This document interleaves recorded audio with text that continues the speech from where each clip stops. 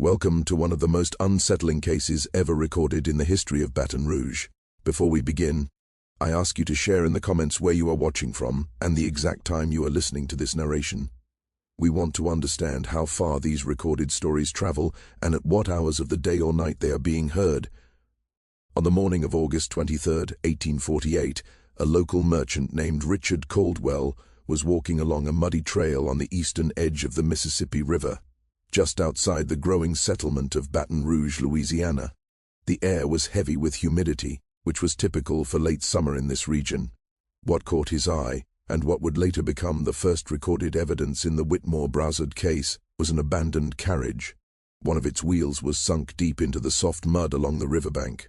Inside the carriage, Caldwell found very little. There was a single glove, a man's leather ledger with no written entries, and strangely, a silver locket that held no photograph. The carriage carried the insignia of the Whitmore Plantation, one of the larger estates located about 5 miles east of the city. By noon that same day, when Caldwell reported the discovery to the Baton Rouge constable, it was noted that no one from the Whitmore household had visited town in nearly 3 weeks. While it was not unusual for plantation owners to stay on their land for long periods, especially during harvest season, Samuel Whitmore was known for his strict routine. Every Thursday, without exception, he visited the First Bank of Baton Rouge. Bank records later reviewed during the investigation showed that Whitmore had missed 3 visits in a row without any explanation. Constable James Harrington sent 2 deputies to the Whitmore plantation later that afternoon. What they found there would become the basis of one of the most disturbing documented cases in the history of East Baton Rouge Parish. A case that, as would later become clear, was intentionally kept out of official records for nearly 70 years. According to the deputy's first report, the main house appeared completely normal. The 27 enslaved people working the cotton fields continued their labor as usual. House servants carried out their duties, meals were cooked and served, beds were made. Everything suggested that the Whitmore family was simply somewhere else on the property, but they were not. Samuel Whitmore, age 46, his wife Elizabeth, age 42, and their 3 adult children, Thomas, age 23, Catherine, age 20, and William, age 18, were all missing. The only person in the household who seemed unusual was Adeline Brassard, a house slave believed to be around 30 years old. According to the other servants, she had begun sitting completely still in the parlor whenever she was not working. When the deputies questioned the enslaved workers, none reported anything out of the ordinary. Every person gave the same answer, using almost the exact same words. Master Whitmore has gone to visit his brother in Natchez. He will return before the harvest. This explanation raised concern, because Samuel Whitmore had no brother in Natchez. In fact, records showed that he had no brothers at all. Over the next several weeks, a quiet investigation took place. Neighboring plantation owners were questioned. They acknowledged that the Whitmore family was gone, but none of them seemed worried. Like the enslaved workers on the property, they accepted without question that the family had only left for a short time. When asked further, they grew uneasy and quickly changed the subject. Parish records from September 1848 show that a more formal investigation was quietly started by Judge Martin Lambert, a business partner of Samuel Whitmore. Lambert was the first to write about what he called the strange silence surrounding the case. In his private journal, found many decades later, he wrote that it was not just that the family had vanished, but that no one seemed willing to talk about it. It was as if the entire community had silently agreed to ignore what had happened. By October of 1848, with the Whitmore family still missing, the plantation continued operating as though nothing was wrong. The harvest moved forward on schedule. Cotton was picked, processed, and sold. Profits were deposited into the Whitmore account at the First Bank of Baton Rouge.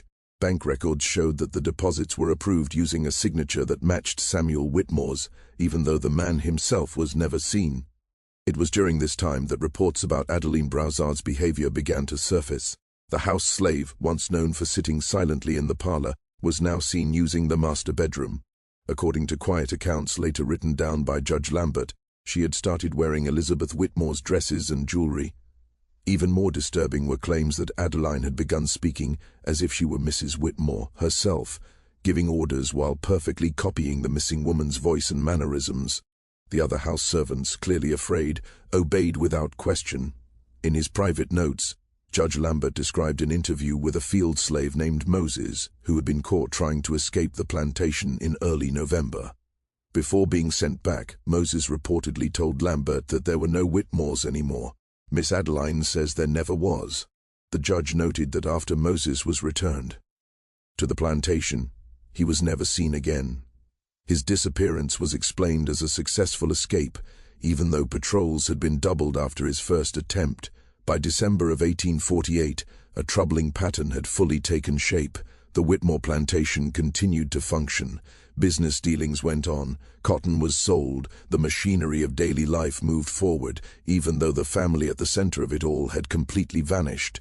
Supplies continued to be bought, just as they always had been. Still, the family never returned.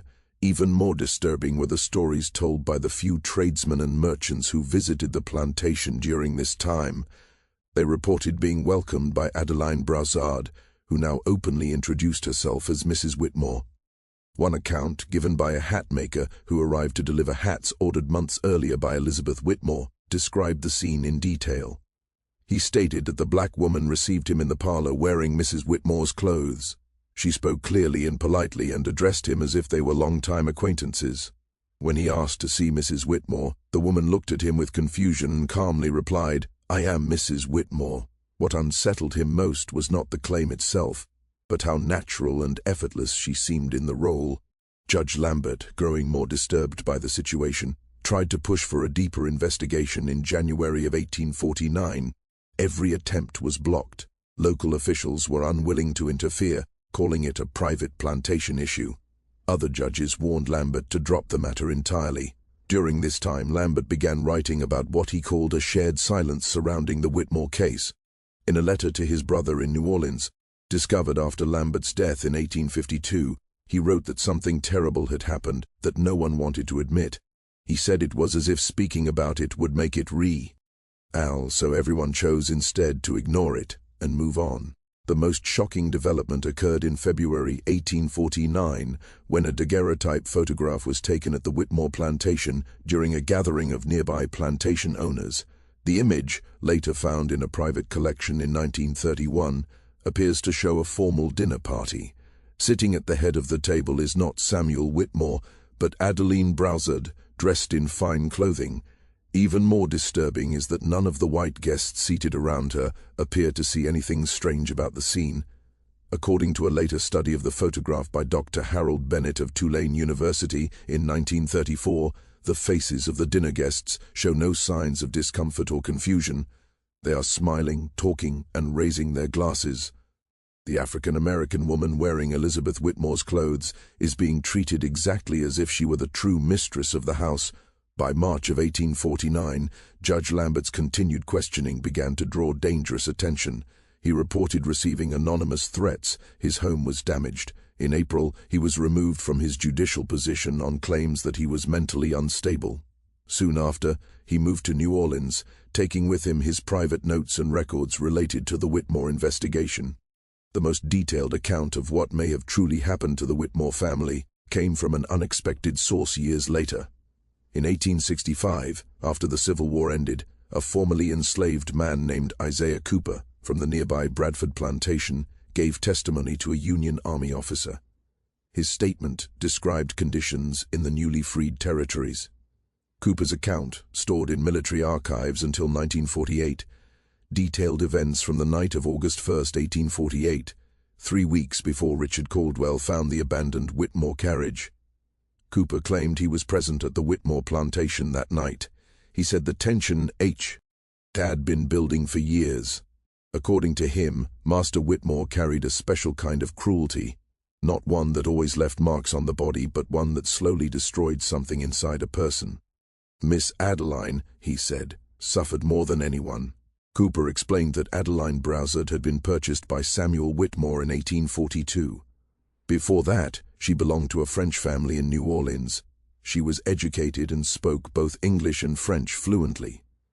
Whitmore bought her to serve as his wife's personal maid, but Cooper stated that he had darker intentions. What Master Whitmore did to Miss Adeline over those years changed her, Cooper said. Not suddenly, but little by little, like water slowly wearing down stone. He said there came a day when something disappeared from her eyes. According to Cooper, the night of August 1st began with a carefully prepared dinner cooked by Adeline herself.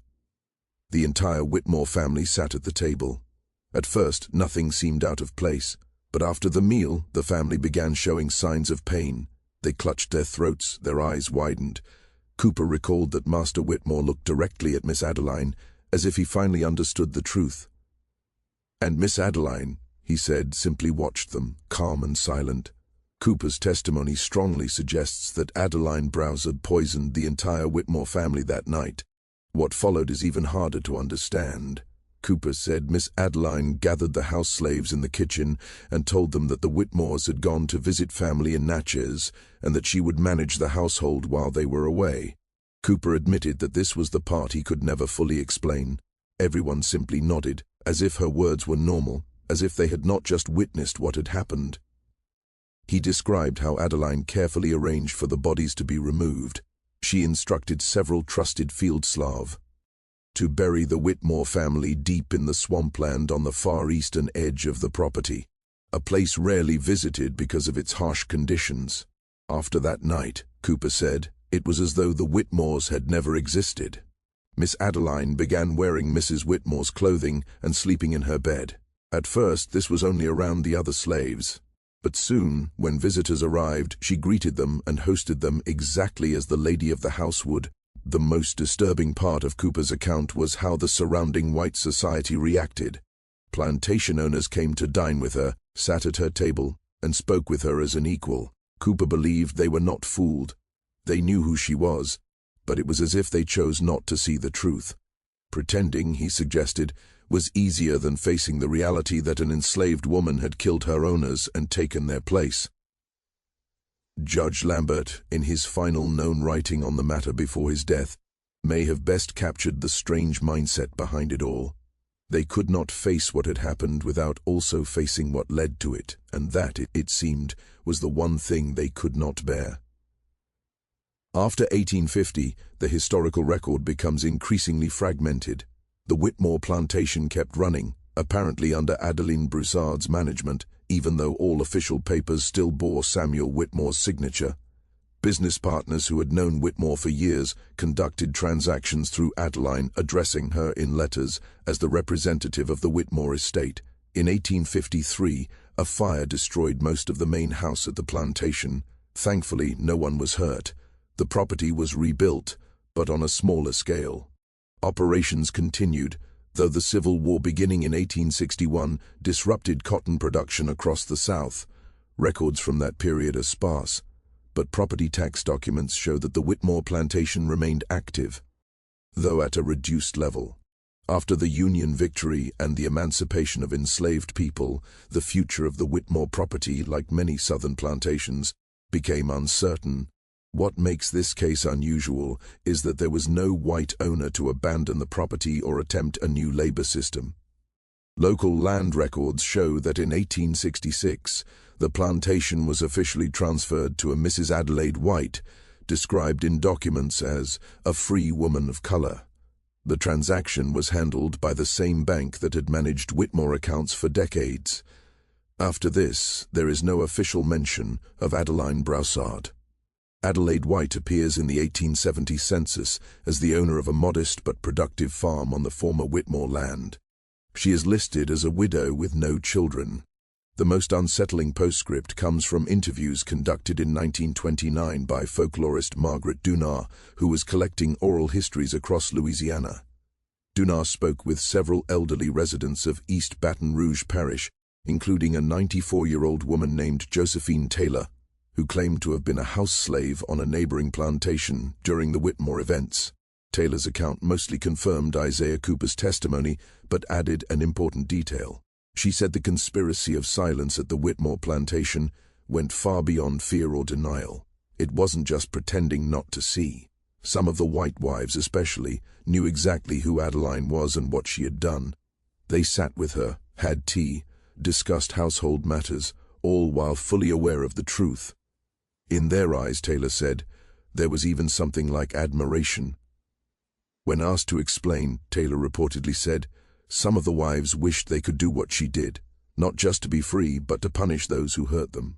They lived through her. That's why they protected her. That's why they saw her as Mrs. Whitmore. Because maybe, in another world, T. Haig could have done the same." The last documented mention of the Whitmore case is in a private 1936 letter by Edward Lambert, grandson of Judge Martin Lambert, to a colleague at Louisiana State University. He refused a request to publish his grandfather's notes, writing that some stories cannot be untold. His grandfather spent his life haunted not by the events at the Whitmore plantation, but by what it revealed about the society around him. Some truths are too terrible to confront, so elaborate fictions are created instead. The Whitmore case is not only about one family and one woman, but about an entire society's willingness to deceive itself. Adelaide White died in 1882. Parish records show she was buried in a small cemetery on what had once been the eastern edge of the Whitmore plantation. Her grave marker, noted in a 1954 historical survey, bore only her name and two dates. In 1962, during the construction of what would later become Interstate 10, workers digging in the swampland that had once been part of the plantation discovered human remains. Police reports stated that 5 skeletons were found, 2 adult males, 1 adult female, and 2 of uncertain gender. The remains were believed to have been buried for over 100 years. No further investigation took place, and the remains were reburied in an unmarked section of Highland Cemetery. The land that was once the Whitmore plantation has since been divided, developed, and incorporated into Baton Rouge. Nothing of the original buildings remains, and no markers commemorate the events there. Without the scattered documents, private journals, and oral histories that survived, the story of Samuel Whitmore and Adeline Browsard could have been lost entirely. Another silence in a long history of them. What makes this case so chilling is not only the actions themselves, but how a whole community agreed to accept an impossible fee. Rather than face the unbearable truth, it reminds us that sometimes the most frightening aspect of human nature is not what we do, but what we choose not to see. Today, driving along Interstate 10 just east of Baton Rouge, thousands pass over the ground where the Whitmore family was buried, unaware of what lies beneath. Like the society that once looked away as Adeline Browsard sat in Elizabeth Whitmore's place, we move through spaces haunted by histories we have collectively chosen to forget. Yet some stories refuse to stay buried. They resurface through old documents and faded photographs, reminding us that the most terrifying horrors are human, not supernatural. Perhaps the most disturbing thought of all is this: how many other Adeline Browsards have been erased from history? How many unbearable truths have we agreed not to see? Judge Lambert's final journal entry, dated January 18, 1852, 3 months before his death, reads simply, "What frightens me most is not that such things can happen. It is that we can look directly at them and see nothing at all." In 1965, historian Dr. Eleanor Pritchard, specializing in antebellum Louisiana, tried to publish a detailed study of the Whitmore case. Using many of the same sources cited here, her research was repeatedly blocked. 14 publishers rejected her manuscript, and it was ultimately shelved, not due to shame over slavery, which is well documented, but because the Whitmore case threatened a social order that the community had tacitly accepted. Pritchard reported to a colleague at Tulane University that certain circles actively wanted to suppress this history. The East Baton Rouge Historical Society even responded that no such family existed in their archives. This deliberate erasure went beyond oversight. In 1958, when what was likely the original Whitmore house foundations were uncovered during construction, newspapers described the ruins as colonial-era remains of unknown origin. One of the strongest pieces of evidence supporting the Whitmore Browsard story emerged in 1966, when renovations at the First Bank of Baton Rouge revealed a hidden compartment in the former bank manager's office. Inside was a leather portfolio containing bank transaction records from 1848 to 1853, preserving the traces of a story that had long refused to be forgotten. These documents, now preserved in the Louisiana State Archives and accessible only by special permission, include ledger entries for the Whitmore account signed in two very different hands, both claiming to be Samuel Whitmore. Experts who studied the signatures confirmed that the earlier ones matched known examples of Whitmore's handwriting from before August 1848, while the later signatures were clever imitations. Even more revealing are the subtle changes in how the accounts were managed after that date. Before August 1848, withdrawals were mainly for business expenses, with regular transfers to merchants in New Orleans and textile factories in Massachusetts. Afterward, while plantation operations continued, new patterns appeared. Smaller, regular cash withdrawals, along with purchases of medical books and French-language texts from a New Orleans bookstore, became frequent. In 1850, the ledger shows payments to a tutor from New Orleans, listed as providing lessons on the plantation twice a week. That same year, there are records of payments to a dressmaker, a jeweler, and a French importer of luxury goods, expenses more consistent with creating a new identity than simply running a household.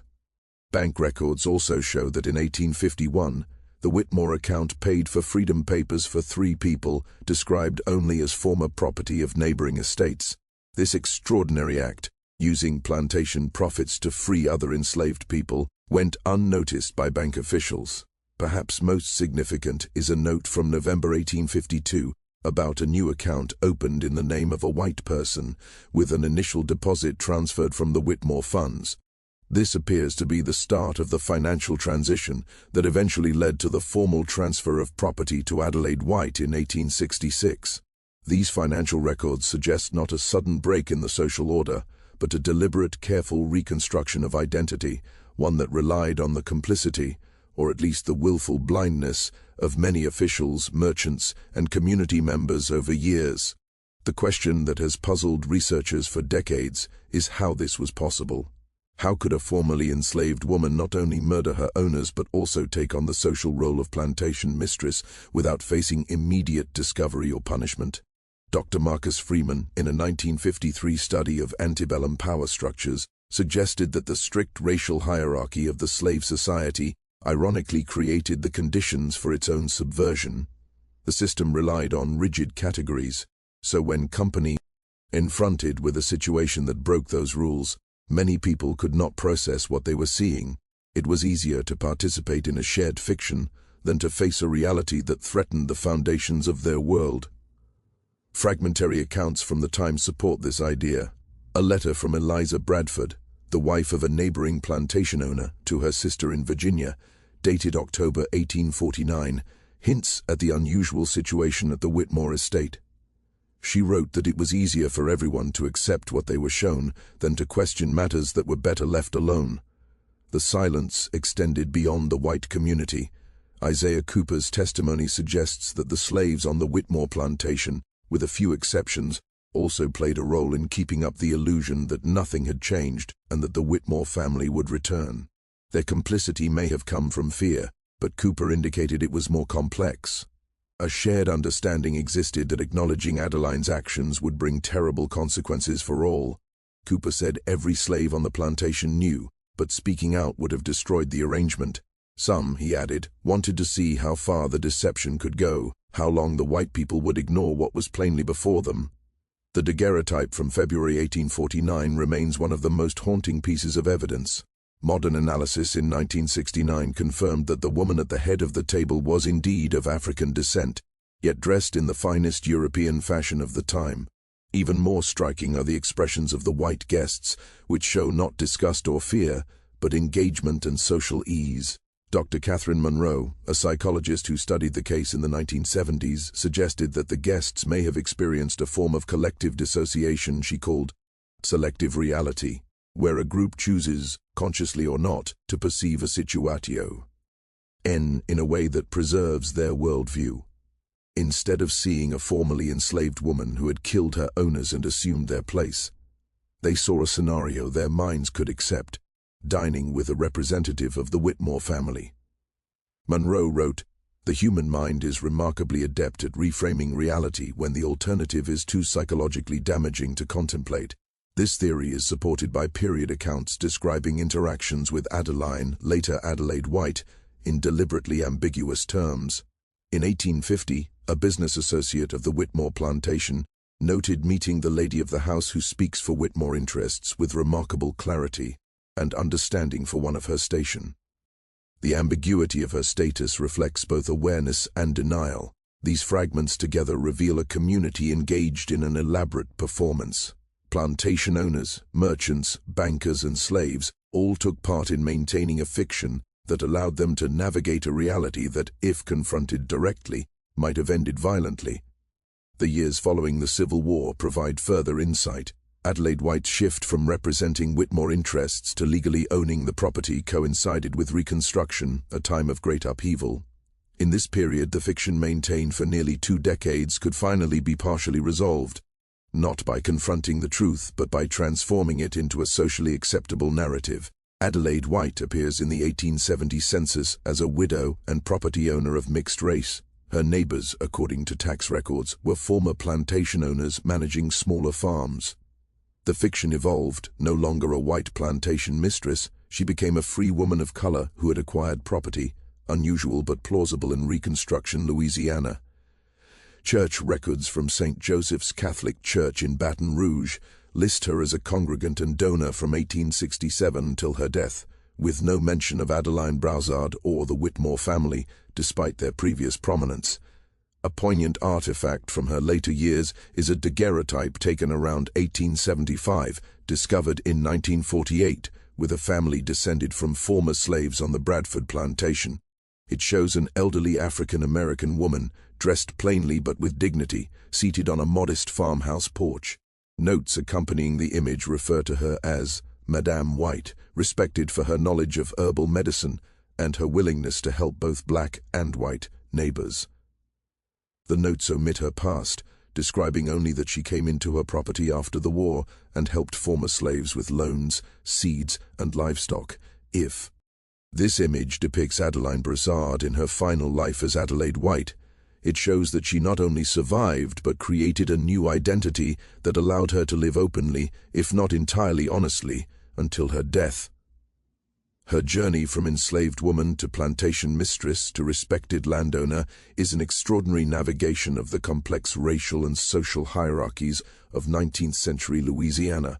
Adelaide White died on September 12, 1882.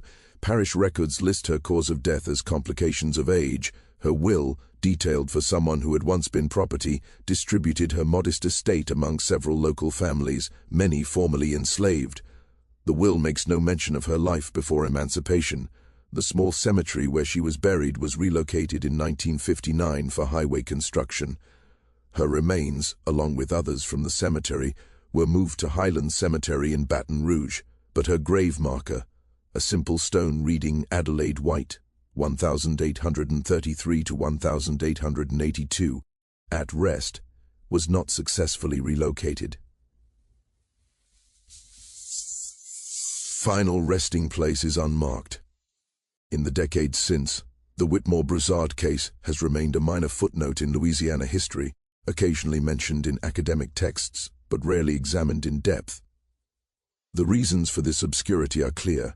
The case reveals uncomfortable truths about power, race, and collective delusion that remain relevant today.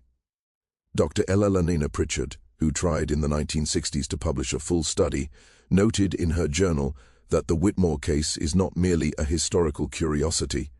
It's a mirror showing our capacity for self-deception, our willingness to embrace comfortable fictions rather than confront disturbing truths.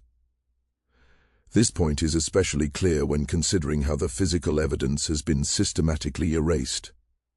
The Whitmore Plantation house, after burning and being rebuilt, was eventually demolished. The land was divided and developed. Graves were paved over. The story survived only through documents, journals, and photographs that refused to be silenced. The documents were hidden or destroyed, and even the final resting place of the woman at the center of the story was lost to time.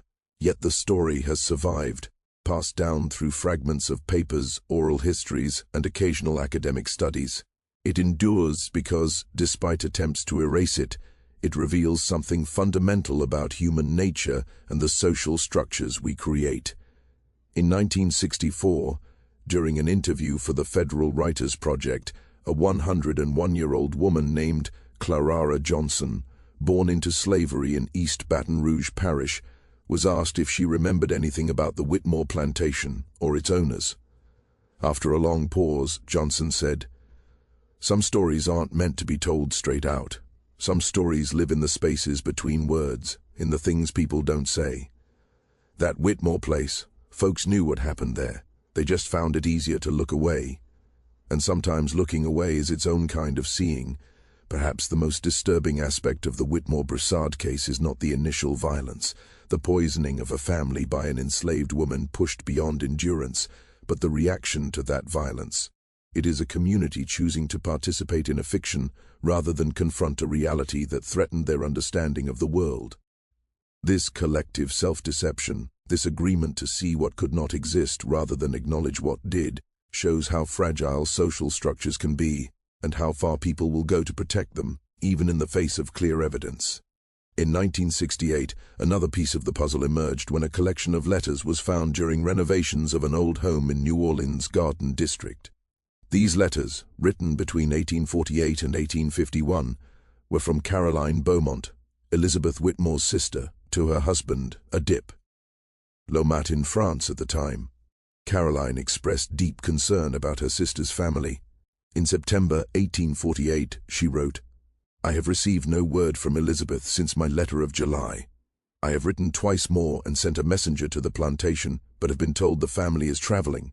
This is most unlike my sister, who has never been fond of leaving home." By November, her concern had grown.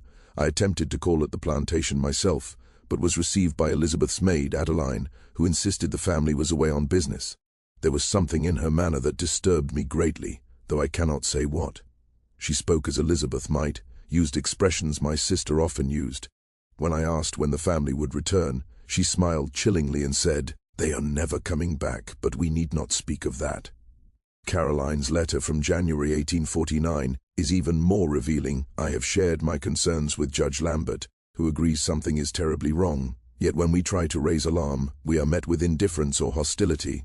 It is as if no one wishes to acknowledge anything is amiss. I even visited the Bradfords, who claimed to have dined with my sister the week before.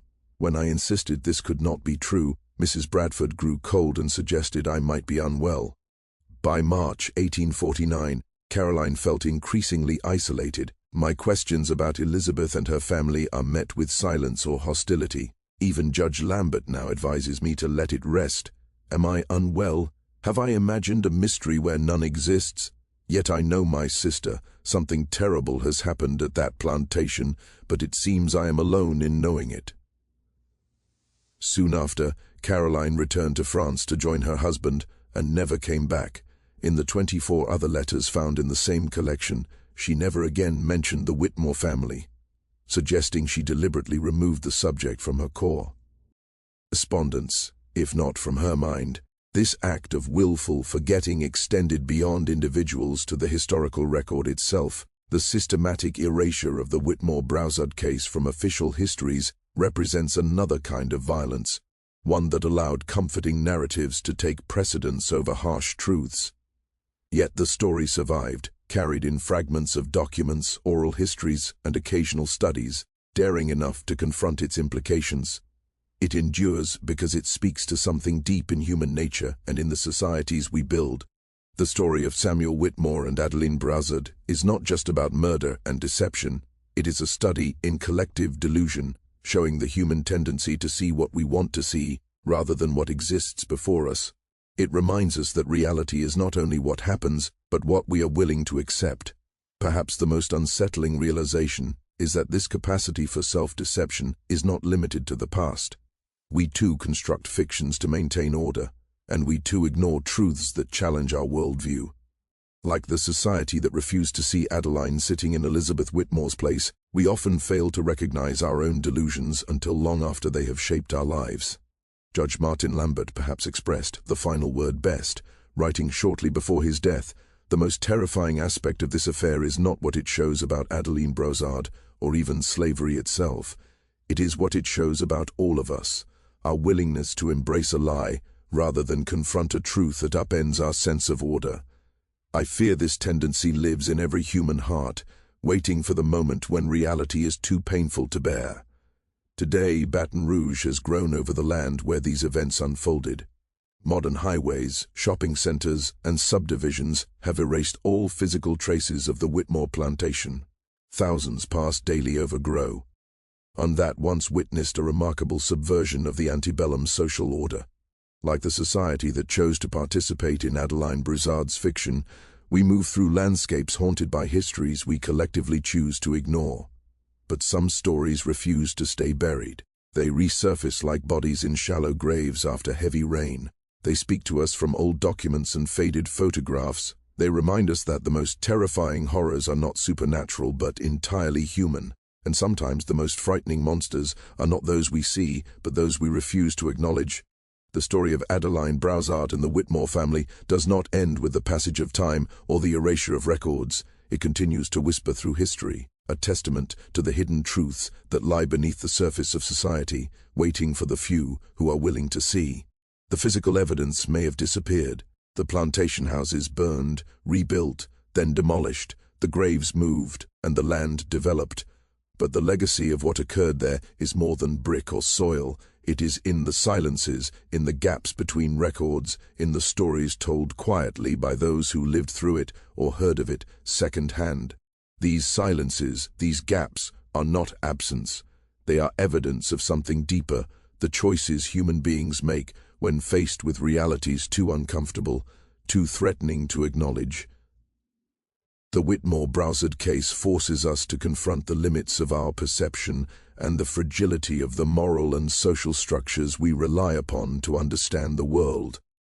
Adeline Broussard was not only a witness to brutality, she was its survivor. She endured years of cruelty, manipulation, and oppression, yet she emerged as something almost unrecognizable to the world around her. The transition from a house slave to a figure who could command authority over both white and black communities on the plantation is extraordinary. It is a story not simply of revenge, but of survival, ingenuity, and the human instinct to reclaim agency in a society built to deny it. And yet, her survival was dependent not only on her own courage and cunning, but on the collective decision of others to turn a blind eye. The white neighbors, the merchants, the bankers, the judges. So many saw what was before them, and yet chose not to act, to participate in a collective fiction, rather than face a reality that threatened everything they thought they knew. This is the true horror of the story, the way a society can so completely abdicate responsibility for seeing truth, even in the face of overwhelming evidence.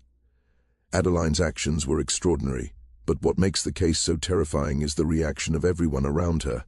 They knew what had happened, and they chose to live as if it had not. That is not a story of the past alone, it is a mirror held up to the present. It is easy to see history as a collection of events separated from our lives, yet the forces that allowed the Whitmore Broussard case to unfold, fear, denial, complicity, and self-preservation, exist in every society, in every era. It reminds us that the worst dangers are often not those we see, but those we refuse to see. The survival of the story is remarkable, preserved through fragments of letters, private journals, oral histories, and daguerreotypes. Each artifact is a piece of a puzzle that, when assembled, challenges our understanding of power, race, and morality. The letters from Caroline Beaumont reveal the helplessness of those who saw the truth but could not compel others to acknowledge it. Isaiah Cooper's testimony illustrates the complex choices enslaved people made under extreme duress, balancing fear, survival, and curiosity. Judge Lambert's private writings reveal the moral and psychological struggle of a man bound by law and social expectations, yet confronted with a reality so alien that it threatened his understanding of justice. And through all of it, Adeline Broussard's story emerges as both singular and universal, a story of one woman's agency and yet of the society's willing blindness to her power. Even after Adelaide White legally assumed control of the property and lived openly as a respected free woman, the layers of denial and reinterpretation continued. The community transformed truth into a socially acceptable fiction. A free woman of color who had acquired property, history was rewritten, not to reflect what had happened, but to protect the comfort and hierarchy of those who survived around her. And in that process, countless lessons about complicity, courage, and the human capacity for self-deception were buried alongside the Whitmore family in the swamplands of East Baton Rouge Parish. The physical world has moved on. Interstate 10 cuts across what was once the plantation, and suburban homes and shopping centers cover the land. Few, if any, passing drivers realize that beneath their feet lies the ground where lives were destroyed, reclaimed, and rewritten. Yet the story refuses to remain buried. It resurfaces in whispers, in documents, in photographs, in the way history itself insists on being remembered despite our attempts to erase it. These reminders demand attention. They force us to ask uncomfortable questions. What would we do if confronted with a truth too hard to accept? How often do we choose the comfort of ignorance over the discomfort of reality? How many other Adeline Broussards have existed in history, invisible to the official record, yet alive in the memories of those who dared to see? The story of the Whitmore Broussard case is not only about slavery, murder, or deception. It is about the structures that enable oppression and the choices individuals make within those structures. It is about courage, ingenuity, and the human capacity to survive against impossible odds. And it is about the chilling ease with which a community can agree not to see what is directly before it. The most terrifying lesson is not in the acts themselves, but in the response to them, the way ordinary people normalize the extraordinary when the truth challenges the very foundations of their understanding. Today, the story challenges us to confront our own blindness. It reminds us that human cruelty, ingenuity, and self-deception are timeless. It warns that we are all capable of choosing ignorance over truth, comfort over justice, and social peace over moral responsibility. Adeline Broussard's life, in all its horror and brilliance, is a mirror reflecting the choices we make, the stories we tell ourselves, and the truths we refuse to see. In the end, the Whitmore Broussard case is a story that refuses to be silent. It lingers in the spaces between history and memory, between fact and fiction, demanding to be acknowledged. It is a story about power, fear, survival, and the dangerous allure of collective delusion. It is a reminder that history is never truly gone. It waits patiently for those who have the courage to look, to see, and to understand. And perhaps, most unsettling of all, it forces us to ask, if we were there, would we have seen it, or would we have chosen, like so many in Baton Rouge before us, to look away? The ground has been paved over, the houses demolished, and the graves lost to time by you. The echoes of that story still reach us. They reach us because they speak of something universal, something that transcends a single place or era. They remind us that the most frightening monsters are not always the ones we can see, but those we refuse to acknowledge. And so, the story of Adeline Broussard and the Whitmore family persists, not just as history, but as a lesson, a warning, and a reflection of the darkest and most resilient aspects of the human heart.